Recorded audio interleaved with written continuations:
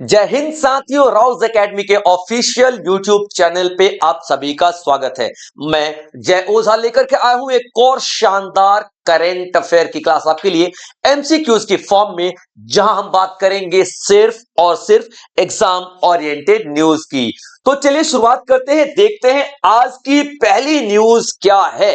तो दोस्तों आप लोग नोट्स जरूर बनाएंगे, क्योंकि मैं बार बार कहता हूं कि आप लोगों को जो नोट्स बनाने हैं वही अंत में आपके काम आने वाले हैं। तो चलिए शुरुआत करते हैं और देखते हैं यहां पे जो पहली न्यूज है आपके लिए कितनी असरदार है। तो ड्राफ्ट सोशल सिक्योरिटी कोड के तहत गिग और प्लेटफॉर्म वर्कर्स के लिए क्या अनिवार्य है। यानी कि सरकार ने अभी कुछ नियम कानून निकाले हैं गिग वर्कर्स के लिए, ठीक है, गिग वर्कर्स की भलाई के लिए। तो सबसे पहले देख लेते हैं गिग वर्कर्स है क्या। गिग वर्कर्स हैं क्या, यानी कि गिग मजदूर हैं क्या, ठीक है।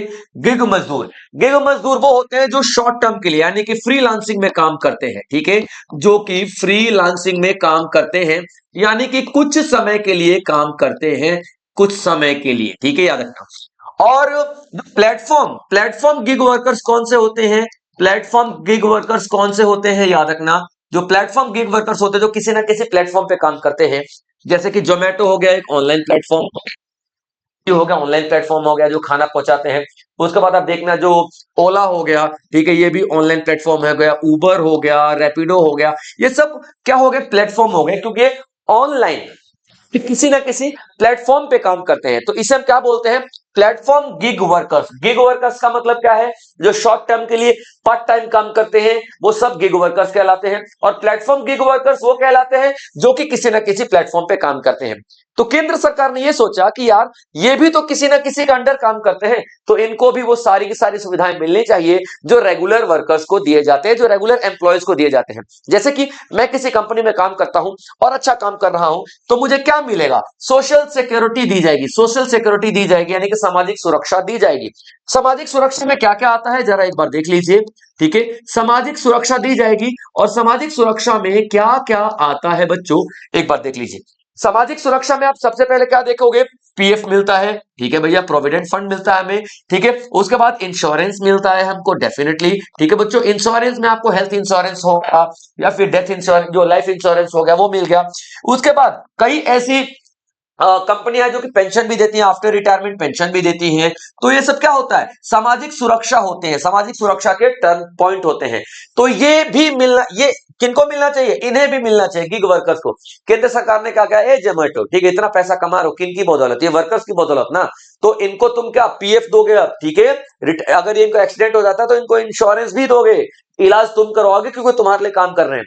अभी जोमेटो वाले बोले अरे सर ये क्या बात होती है, ये तो मजदूरों की तरह काम करते हैं, वर्कर्स की तरह काम करते हैं। अब मजदूरों को कौन देता है इंश्योरेंस प्रीमियम, मजदूरों को कौन इलाज करवाता है सर, ना, मजदूर नहीं भाई, ठीक है, इन्हें तुम्हारे एम्प्लॉइज हैं और तुम्हें इनका ख्याल रखना ही पड़ेगा, केंद्र सरकार ने बोला। लेकिन हाँ कुछ चीज मैं बता देता हूं, क्योंकि देखो ये गिग वर्कर्स क्या करेंगे, ये सारे फायदे उठाने के लिए जाएंगे, काम करेंगे, 30-32 दिन काम करेंगे और आ जाएंगे, और एक्सीडेंट होगा तो कंपनी बेचारी भरती रहे। तो यहां पे क्या किया गया है, कुछ कानून बनाए गए हैं, कुछ पॉइंट बनाए गए, ध्यान सुनना, ठीक है। सरकार ने यह कहा है कि आपको ये जो फायदे हैं उन्हें ही मिलेगा जो कि कितने दिन काम करते हैं, ध्यान सुनना। अगर कोई सिंगल वन प्लेटफॉर्म पे काम करता है, सिंगल प्लेटफॉर्म पे काम करता है, ठीक है, सिंगल प्लेटफॉर्म पे काम करता है, सिंगल प्लेटफॉर्म का मतलब या तो जोमेटो पे काम कर रहा है, या तो स्विगी पे काम कर रहा है, या तो ओला में काम कर रहा है, तो उबर पे काम कर रहा है, ठीक है।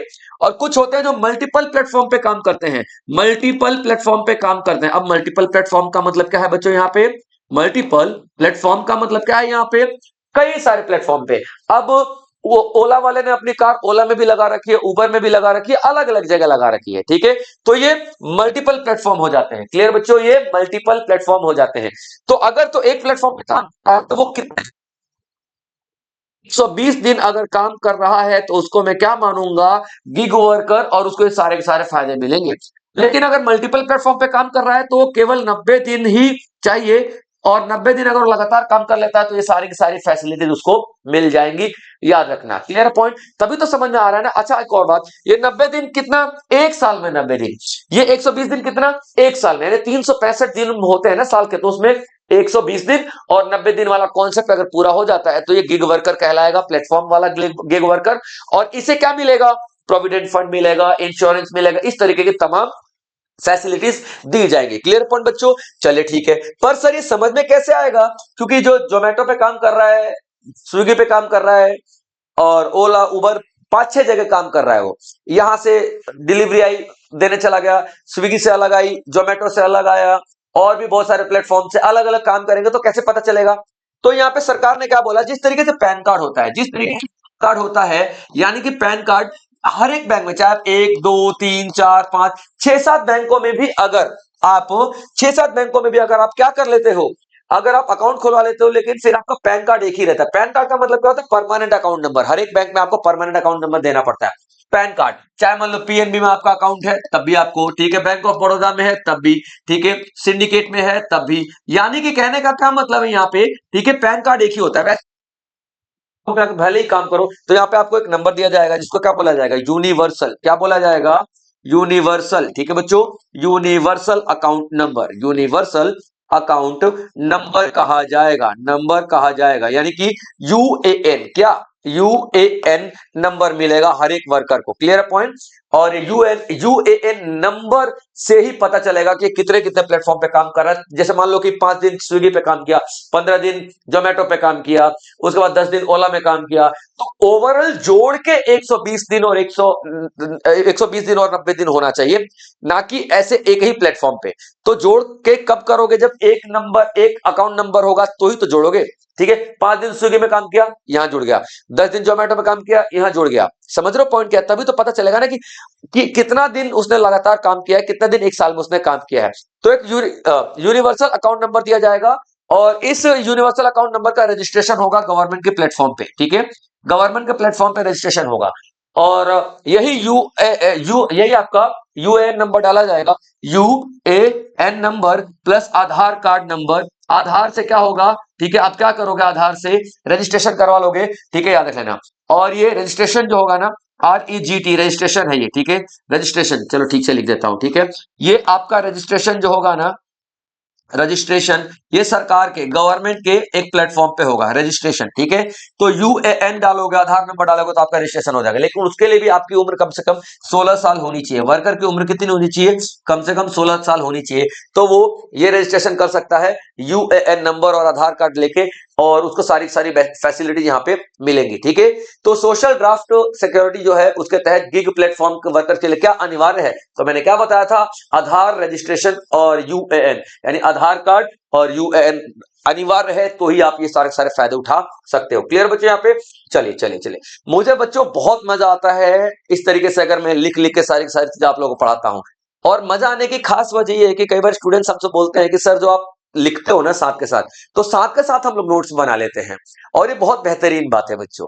ये बहुत मतलब एक मजेदार बात लगती है मुझे, वे साथ के साथ आप लोग नोट्स बनाते चलो, बेहतरीन है। चलिए, who has been appointed as the head of Assam's 8 state pay commission. अभी देखिए, 8वां पे कमीशन लागू हो रहा है। ठीक है, 8वां पे कमीशन लागू हो रहा है, यानी कि वेतन आयोग, वेतन आयोग है ना, वेतन आयोग 8वां। Clear point? तो केंद्र सरकार तो लगा ही रही है, और असम ऐसा पहला स्टेट बन गया है जो कि 8वां पे कमीशन लागू कर रहा है। तो पे कमीशन यानी कि वेतन आयोग होता क्या है? ये हर एक 10 साल में, हर एक 10 साल में एक बार लागू किया जाता है। क्या? वेतन आयोग। हर 10 साल में एक बार वेतन आयोग लागू किया जाता है। पहला पॉइंट याद रख लेना। और ये वेतन आयोग का मतलब क्या होता है? वेतन आयोग क्या काम करेगा? ये कमीशन क्या काम करेगा? ये कमीशन देखेगा कि जो सरकारी कर्मचारी हैं, जो गवर्नमेंट के लिए काम कर रहे हैं, जैसे कि जो स्टेट पुलिस वगैरह में हो गए, या फिर मास्टर हो गए, टीचर हो गए, सरकारी नौकरी कर रहे हैं, तो उनकी सैलरी हर एक 10 साल में बढ़ती है, तो कितनी बढ़ाई जाएगी, है ना? ये देखा जाएगा महंगाई के हिसाब से, ये देखा जाएगा कि हमारे सरकार की जीडीपी कितनी है, ये देखा जाएगा कि सरकार का खर्चा कितना हो रहा है। तो हर चीज देखने के बाद ये जो वेतन आयोग है ना, ये क्या देगा? रिकमेंडेशन देगा। क्या देगा? सिफारिशें देगा, रिकमेंडेशन देगा। और कैसी सिफारिशें देगा? सिफारिशें ऐसी देगा कि सर कितनी आपको सैलरी बढ़ानी चाहिए। तो ये वेतन आयोग अभी गठित किया गया है, किसके द्वारा? असम के द्वारा। किसके द्वारा? असम के द्वारा किया गया है। और ये रिकमेंडेशन देगा कितनी सैलरी बढ़ानी चाहिए और कितनी सैलरी नहीं बढ़ानी चाहिए। तो इसके जो चेयरमैन है, यानी इसके जो हर एक आयोग का कोई ना कोई चेयरमैन होता है, तो इसके जो चेयरमैन है वो है सुभाष दास जी। क्या नाम है उनका?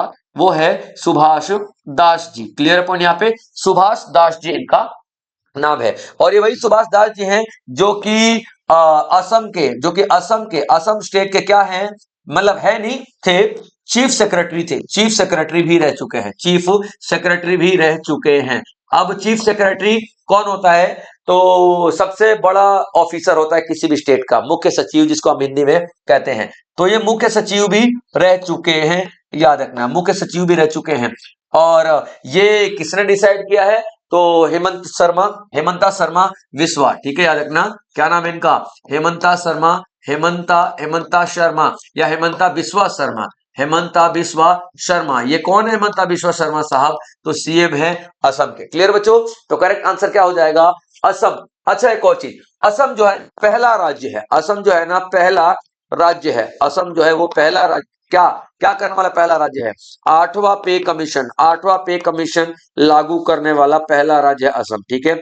केंद्र सरकार ने तो किया है, राज्य सरकारों में पहला असम आपको दिखाई देगा, ठीक है। चलिए आगे बढ़ते हैं, अगला आ जाता है, Tamil Nadu will begin the first jallikattu event of 2026 eight which village. अभी देखिए तमिलनाडु में एक वो रहता है, त्योहार आता है पोंगल, ठीक है, क्या आता है, पोंगल, पोंगल। अब ये जो पोंगल है ना बच्चे, ठीक है, इसमें अलग अलग इवेंट्स होते हैं, अलग अलग गेम होते हैं। तो इस पोंगल में एक गेम आता है, ठीक है, जिसको हम लोग जलीकट्टू बोलते हैं, क्या बोलते हैं, जलीकट्टू बोलते हैं हम इसको, ठीक है, इसको हम लोग क्या जलीकट्टू बोलते हैं। और इस जलीकट्टू में क्या किया जाता है, जो बुल होते हैं ना, सांड जो होते हैं ना, ठीक है, उनको कंट्रोल करने की कोशिश की जाती है, बुल यानी कि सांड जो है ना, ठीक है, तो उनको कंट्रोल करने की कोशिश की जाती है 10-12 लोगों 20 लोगों के द्वारा, ठीक है, नियंत्रित करने की कोशिश की जाती है। क्लियर पॉइंट, यहाँ पे नियंत्रित करने की कोशिश की जाती है। तो ये जल्लीकट्टू है। तो इसी जल्लीकट्टू, और ये जल्लीकट्टू जो है ना त्योहार, ये अलग अलग इवेंट में होता है, जैसे 4 दिन उस गांव में हुआ, अगला इवेंट उस गांव में, अगला इवेंट उस गांव में, अगला इवेंट उस गांव में। कितने इवेंट होंगे ये कंफर्म नहीं है, उसी साल तय किए जाते हैं, ठीक है। तो इसका जो पहला इवेंट है ना, इसका जो पहला इवेंट है, पहला इवेंट जो है वो आपका क्या हो चुका है, शुरू हो चुका है 3 जनवरी को ही, 3 जनवरी 2026 को ही शुरू हो चुका है, ठीक है। और पहला, ठीक है, याद रखना गांव का नाम क्या है, हाचन कुरिची। क्लियर पॉइंट बच्चों, हाचन कुरिची में शुरू हो चुका है, और जल्लीकट्टू का जो पहला इवेंट है। और जल्लीकट्टू जो 2017 से भी स्टार्ट किया गया है, 2017 में किया गया था, इसे बंद कर दिया गया था, लेकिन 2017 से क्या किया गया, रीस्टार्ट किया गया, इसको पुनः दोबारा से स्टार्ट किया गया। क्लियर पॉइंट यहाँ पे। और 2017 के पहले क्यों बंद कर दिया गया था, क्योंकि इसमें जानवरों का बहुत नुकसान होता था, तो एनिमल क्रुएलिटी एक्ट के तहत इसको हाई कोर्ट ने बंद करवा दिया था, लेकिन दोबारा इसको शुरू करवा दिया गया। तो किस गांव में शुरू किया गया इस इवेंट को, तो थाचन कुरुचि, थाचन कुरुचि, थाचन कुरुचि, ठीक है। चलिए, Alpha Conde was replaced as president of Guinea, ठीक है, बाय होम। अभी देखो, एक वेस्ट अफ्रीका का देश है, एक वेस्ट अफ्रीका का देश है, एक वेस्ट अफ्रीका का एक देश है, ठीक है, एक देश है जिसका नाम क्या है भाई साहब, यहाँ पे जिनी, ठीक है, जिनी, जिनी जिसका नाम है, याद रखना। उसका एक प्रेसिडेंट हुआ करते थे, जिनी के एक प्रेसिडेंट हुआ करते थे अल्फा कोंडे, क्या नाम है उनका, Alpha Conde, alpha Alpha Conde उनका नाम है। अभी अल्फा कोंडे कौन थे, प्रेसिडेंट थे, याद रखना प्रेसिडेंट थे, लिख दिया मैंने, प्रेसिडेंट थे।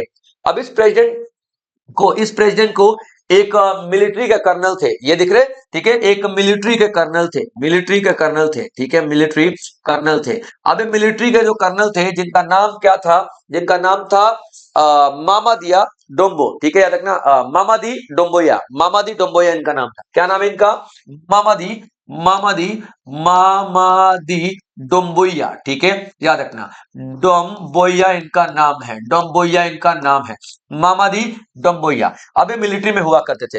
इन्होंने क्या किया, इस राष्ट्रपति पर अटैक कर दिया, जिसको हम लोग क्या बोलते हैं, मिलिट्री कूप बोलते हैं, क्या बोलते हैं, मिलिट्री कूप बोलते हैं, मिलिट्री कूप, ठीक है, यानी कि आर्मी का शासन स्थापित कर दिया। भैया पूरी शासन, पूरा आर्मी आपके पास है, आपने राष्ट्रपति पर अटैक करके पूरा सरकार गिरा दी, और खुद आप तो आर्मी में थे, लेकिन बोले सेनापति था मैं, और पूरी पावर मेरे पास है, तो मैं ही अब रूल करूंगा, और ये रूल करने लग गया। यही इनका सिस्टम है, ठीक है। और जब ये रूल करने लग गए, तो जो ये रूल करते हैं ना, उसको जुंटा सरकार बोलते हैं, क्या, जुंटा, जुंटा के हेड थे। इस तरीके गवर्नमेंट को हम लोग जुंटा कहते हैं, जुंटा के, तो इन्होंने जुंटा के तौर पर काम किया, जुंटा के हेड के तौर पर काम किया। और आगे चल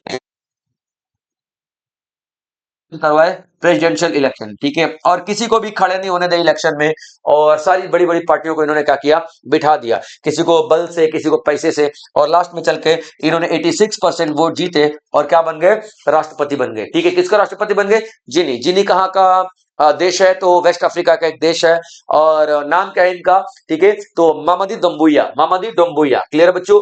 चलिए अगला न्यूज आता है आपके पास, भारत और पाकिस्तान हर साल परमाणु प्रतिष्ठानों की सूचियों का आदान प्रदान किस समझौते के तहत करते हैं। तो देखिए बच्चों, यहाँ पे एक तरफ भारत दिखाई दे रहा है, एक तरफ पाकिस्तान दिखाई दे रहा है, ठीक है। तो क्या होता है, भारत भारत और पाकिस्तान, भारत और पाकिस्तान, भारत और पाकिस्तान क्या करते हैं, एक दूसरे को क्या देते हैं, भारत पाकिस्तान को क्या दे देगा, अपने परमाणु, ठीक है, अपने परमाणु परमाणु प्रतिष्ठानों की लिस्ट, प्रतिष्ठानों की लिस्ट, ठीक है, याद रखना। और पाकिस्तान क्या दे देगा यहाँ पे, तो अपने परमाणु प्रतिष्ठानों की लिस्ट, ठीक है, याद रखना, प्रतिष्ठानों की लिस्ट, ठीक है, याद रखना। दोनों एक दूसरे को अपने प्रतिष्ठान, प्रतिष्ठान का मतलब क्या होता है, ठीक है, न्यूक्लियर, ठीक है, क्या होता है प्रतिष्ठान का मतलब, न्यूक्लियर प्रोजेक्ट, ठीक है। तो जितने भी पाकिस्तान में न्यूक्लियर प्रोजेक्ट चल रहे हैं और जितने भी भारत में न्यूक्लियर प्रोजेक्ट चल रहे हैं, ये दोनों एक दूसरे को अपनी लिस्ट दे देंगे, ठीक है, याद रखना। अभी लिस्ट देने का मतलब क्या है, अभी देखिए दोनों, अब एक तो आपको, जैसे हम लोग न्यूक्लियर की बात करते हैं, यूरेनियम थोरियम की बात करते हैं, तो हमारे दिमाग में क्या आ जाता है, बॉम्ब बनाना है, एटॉम बॉम्ब बनाना है, यानी कि परमाणु बॉम्ब बनाना है, नहीं। तो यहाँ पे न्यूक्लियर यानी यूरेनियम का इस्तेमाल, भैया यूरेनियम का इस्तेमाल बिजली के लिए भी तो किया जाता है, ठीक है, यूरेनियम का इस्तेमाल बिजली के लिए भी किया जाता है, बिजली के लिए किया जाता है, ठीक है, ईंधन के लिए किया जाता है, यानी कि फ्यूल के लिए किया जाता है। तो यार, और जो इससे बिजली निकलती है ना, पॉल्यूशन फ्री होती है, बिल्कुल ही पॉल्यूशन फ्री होती है। तो हम बिजली बना रहे हैं मान लो, और भारत और पाकिस्तान में अटैक हुआ, ये पाकिस्तान ने सीधा एक गोला फेंका और भारत में, उसको नहीं पता था कि वहां पे बिजली बनाया जाए यूरेनियम से, और वहीं पे वो गोला गिर गया। तो सोचो एटॉम बॉम्ब की तरफ फटेगा ना वो, तो पूरा तकरीबन 10-12 डिस्ट्रिक्ट तबाह हो जाएंगे, 10-12 डिस्ट्रिक्ट तबाह हो जाएंगे। और आप सोच लो हिरोशिमा नागासाकी पे जब बॉम्ब गिरा था ना, आज तक बच्चे अपंग पैदा होते हैं, किसी की आंख नहीं है, किसी का कान नहीं है, किसी का नाक नहीं है, किसी का हाथ नहीं है, किसी के पैर नहीं है। तो सोचो कितना पावरफुल आज की डेट में, कितना पावरफुल होगा, ठीक है। आज से तो 70-80 साल हो चुके हैं उस बात के, कितने पावरफुल बॉम्ब बनाए जा चुके हैं। तो ठीक वैसे ही भारत ने अगर कुछ ऐसा गोला दाग दिया, पाकिस्तान में गिर गया, तो पाकिस्तान तबाह हो जाएगा। तो दोनों ने एक दूसरे को बोला, देखो ऐसा करते हैं, लड़ाई अपनी जगह है, मानवता अपनी जगह है, यानी कि हम लोग इंसानियत के नाते एक दूसरे के देश पे वहां पे बॉम्ब नहीं गिराएंगे, वहां पे अटैक नहीं करेंगे जहां पे न्यूक्लियर पावर प्लांट्स हैं, ठीक है। तो हमें कैसे पता चलेगा सर, तो दोनों ने एक एग्रीमेंट किया कि ऐसा करो, तुम जितने भी न्यूक्लियर जो न्यूक्लियर प्रोजेक्ट है उसकी लिस्ट मुझे दे देना, और मैं अपने यहाँ की न्यूक्लियर लिस्ट तुम्हें दे दूंगा। ऐसा भारत और पाकिस्तान के बीच में समझौता किया गया है, और यही वजह है कि दोनों क्या करते हैं, एक दूसरे को अपने अपनी लिस्ट शेयर कर देते हैं। और ये किसके तहत किया गया था, तो ये एक्ट था शिमला एग्रीमेंट नहीं, इंडस वाटर ट्रीटी नहीं, लाहौर डिक्लेरेशन नहीं, agreement on the prohibition of attack against nuclear installation and facility, यानी परमाणु प्रतिष्ठानों और सुविधाओं पर हमले के निषेध से संबंधित है, ठीक है, याद रखना। यानी कि अब हम लोग नहीं करेंगे अटैक एक दूसरे के परमाणु प्रतिष्ठानों पर। ये कब किया गया था, तो 1988 में एग्रीमेंट साइन हुआ था, किसके बीच में, तो राजीव गांधी, ठीक है, उस टाइम कौन थे, राजीव गांधी, राजीव गांधी, याद रखना डी। और पाकिस्तान की तरफ से कौन थे, तो बेनजीर भुट्टो थी, ठीक है, बेनजीर बेनजीर भुट्टो थी, याद रखना बेनजीर भुट्टो थी। क्लियर अपन यहाँ पे, पाकिस्तान की तरफ से दोनों के बीच में हुआ, और ये एग्रीमेंट 1991 27 जनवरी को साइन मतलब एक्ट में आ गया, एक्शन में आ गया, और तब से लेकर अभी तक ये 35वां ऐसा एक्सचेंज था, याद रखिएगा, ठीक है, 35वां एक्सचेंज था जो कि किया गया इंडिया और पाकिस्तान के बीच में। चलिए आगे आते हैं, सेम चीज, ठीक है, याद रखना, ये जिस तरीके से ये हम लोग परमाणु प्रतिष्ठानों की लिस्ट शेयर करते हैं एक दूसरे से, उसी तरीके से हम लोग कैदियों की लिस्ट भी शेयर करते हैं। जिस तरीके से हमने परमाणु की शेयर की ना, भारत क्या करेगा, भारत जो पाकिस्तानी कैदियों की, ठीक है, पाकिस्तानी कैदियों की लिस्ट शेयर कर देगा, ठीक है, कैदियों के लिए शेयर कर देगा, किसको, पाकिस्तान को, पाकिस्तान को, ठीक है। और वही सेम चीज पाकिस्तान कैदियों के लिए शेयर कर देगा, किसको, भारत को, ठीक है, याद रखना, भारत को। अब इसमें दो तरीके कैदी होते हैं, एक तो कैदी होते हैं सिविलियन, सिविलियन का मतलब क्या होता है, सिविलियन कैदी का मतलब, सिविलियन प्रिजनर्स का मतलब वो होते हैं जो कि भैया उन वो क्रिमिनल नहीं है, कुछ गलती वलती कर दी है, इसकी वजह से वो पाकिस्तान में है। जैसे कि घूमने फिरने गए और वहीं पे रह गए। कुछ पाकिस्तान से लोग यहाँ पे आए, घूमने फिरना है, वीजा वीजा लेके, और वीजा वूजा फाड़ फूड़ के और यहीं पे सेटल हो गए इलीगल तरीके से। उनको मजा आ रहा है भाई, मतलब वो क्रिमिनल नहीं है, आतंकवादी फातंकवादी नहीं है, लेकिन हाँ वो रह गए किसी और कारण से, ठीक है, याद रखना। और दूसरा आप देखोगे यहाँ पे मछुआरे, ठीक है, दूसरे कौन है, मछुआरे। ये बेचारे, इन्हें पानी का तो पता नहीं होता, पानी की बाउंड्री का। ये कई बार पाकिस्तान की बाउंड्री में चले जाते हैं और पाकिस्तान उनको पकड़ लेता है, और कई बार पाकिस्तानी भारत में आ जाते हैं तो भारत उनको पकड़ लेता है, क्योंकि ये थोड़ी पता कि ये मछुआरे ही हैं, हो सकता है आतंकवादी हो, हमारे देश में बॉम्ब गिराने आए हो, हमारे देश में अटैक करने आए हो। तो इस तरीके से भैया ये बेगुनाह भी हो सकते हैं, गुनहगार भी हो सकते हैं। तो भारत क्या बोलता है पाकिस्तान को, भैया ये इतने लिस्ट हैं मछुआरों की और जो आपका सिविलियन प्रिजनर्स हैं, मैं आपको शेयर कर देता हूं भारत की, और भारत पाकिस्तान को शेयर कर देता है। और फिर दोनों में एग्रीमेंट होगा कि कौन कौन से सही आदमी है और कौन कौन से सही आदमी नहीं है, और दोनों एक दूसरे को अपने कैदियों को एक्सचेंज कर देंगे। क्लियर पॉइंट याद रखना। तो ये जो एक्सचेंज हुआ है ना, इसमें एक एक्ट लगाया जाता है। किस एक्ट के जरिए ये लोग, किस एक्ट के तहत ये लोग एक्सचेंज करते हैं, तो कॉन्स्यूलर एक्सेस एग्रीमेंट, ठीक है, क्या नाम है इसका, consular access agreement, consular access agreement, access agreement, ठीक है। कॉन्स्यूलर एक्सेस एग्रीमेंट का मतलब क्या होता है, ये 2008 में साइन किया गया था कि हमारी जो भारत की एम्बेसी है, वो पाकिस्तान में जो कैदी है उनसे बात कर सकती है, और भारत में जो कैदी है पाकिस्तान की एम्बेसी बात कर सकती है इस एक्ट के जरिए। और वो कैदी भारत को बताएंगे, पाकिस्तानी कैदी जो भारत में है, तो वो बताएंगे कि पाकिस्तान के एम्बेसी से हमारी बात करा दो, तो बात कराई जाएगी, और ये बताएंगे मैं मछुआरा हूं या मैं क्या हूं। ठीक उसी तरीके से कुछ कैदी जो पाकिस्तान में है, तो भारत का एम्बेसी में वहां से बात कराई जाएगी कि हाँ भैया आप लोग कौन हो, कैसे यहां तक पहुंचे, ताकि उनकी जो रिहाई का प्रोसेस किया जा सके। तो कॉन्स्यूलर एक्सेस एग्रीमेंट 2008 के तहत, ठीक है बच्चों।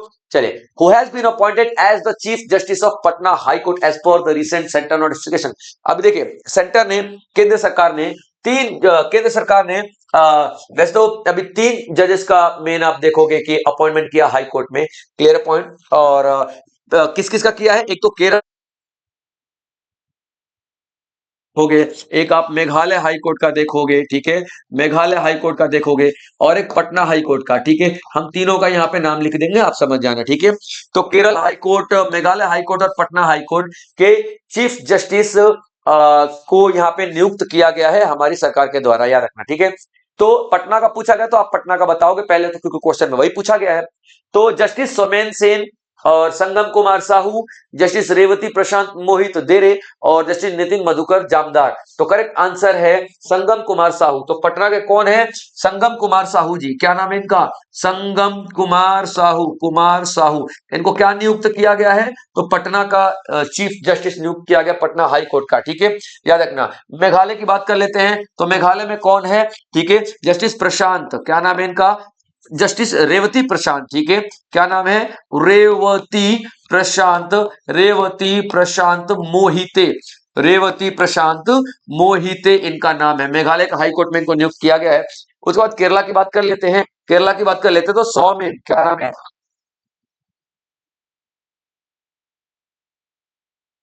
किसके रूप में। क्लियर बच्चे यहाँ पे, तो तीनों को नियुक्त किया गया है, ये आप लोग याद रख लेना। जब भी बात आती है हाई कोर्ट और सुप्रीम कोर्ट की नियुक्ति की, तो कैसे होती है, तो यहाँ पे कॉलेजियम सिस्टम बनाया जाता है, कॉलेजियम कॉलेजियम कॉलेजियम सिस्टम बनाया जाता है, ठीक है, तभी नियुक्ति होती है। कॉलेजियम सिस्टम में हाई कोर्ट के लिए जो कॉलेजियम सिस्टम होगा उसमें 3 मेंबर होंगे, और सुप्रीम कोर्ट के लिए जो कॉलेजियम सिस्टम होगा उसमें 5 मेंबर होंगे, और ये लोग मिलकर के क्या करते हैं, डिसाइड करते हैं कि किसको बनाया जाएगा। Clear point. और यहाँ पे चाहे वो हाई कोर्ट का सिलेक्शन हो या फिर सुप्रीम कोर्ट का, चीफ जस्टिस ऑफ इंडिया जरूर इन्वॉल्व होगा। तो इस हिसाब से सूर्यकांत त्रिपाठी, इस हिसाब से सूर्यकांत त्रिपाठी जो है, ठीक है, वो इन तीनों के अपॉइंटमेंट में जरूर शामिल हुए होंगे। क्लियर बच्चों यहाँ पे। तो चलिए, ये था आपका ये न्यूज। उसके बाद कौन सी ministry, which ministry unveiled the logo, new logo themed data for development. कोई एक ऐसे मिनिस्ट्री है, कोई एक ऐसा मंत्रालय है जिसका थीम क्या है, डेटा फॉर डेवलपमेंट। जिसका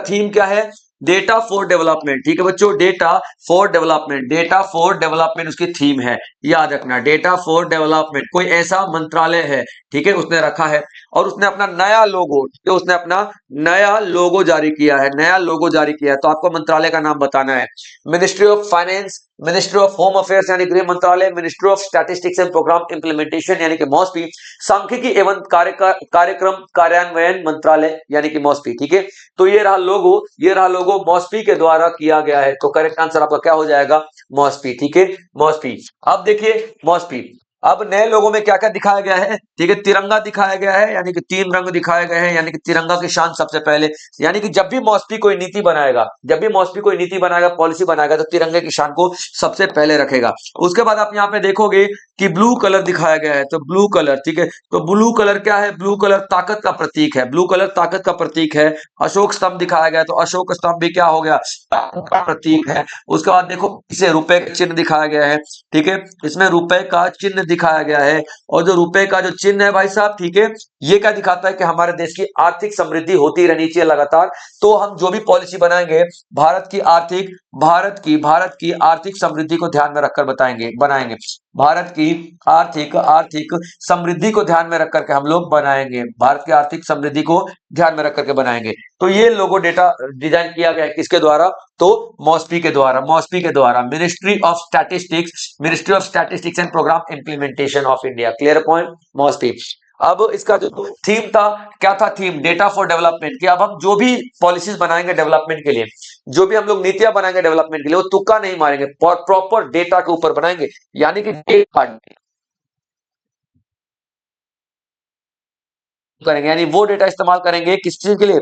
डेवलपमेंट के लिए। ठीक है, data for development, data for development, data for development, data for development. Clear point? चलिए आगे आते हैं। What is the name of the humanoid robot flying on board the Gaganyaan mission?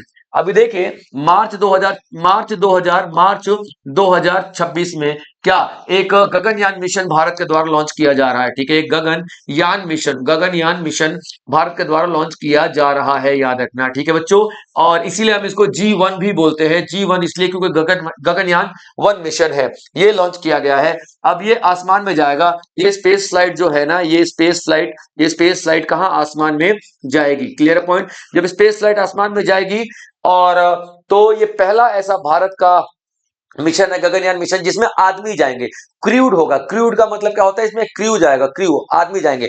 लेकिन ये जो मार्च में जा रहा है ना, एक रोबोट जा रहा है, इसमें क्या? एक रोबोट जा रहा है, रोबोट जा रहा है। रोबोट का नाम क्या है? व्योमित्रा। क्या नाम है? व्योमित्र रोबोट जा रही है। ठीक है, याद रखना। करेक्ट आंसर क्या हो जाएगा? ऑप्शन नंबर सी, व्योमित्रा जा रही है। अब ये वो व्योमित्रा मार्च 2026 में जब ऊपर जाएगी, देखेगी कि हाँ भैया बढ़िया है सब कुछ, एवरीथिंग इज क्लियर, ठीक है, हरी झंडी दिखाएगी, तब यहाँ पे 2027 में इसका सेकंड फेज शुरू हो जाएगा।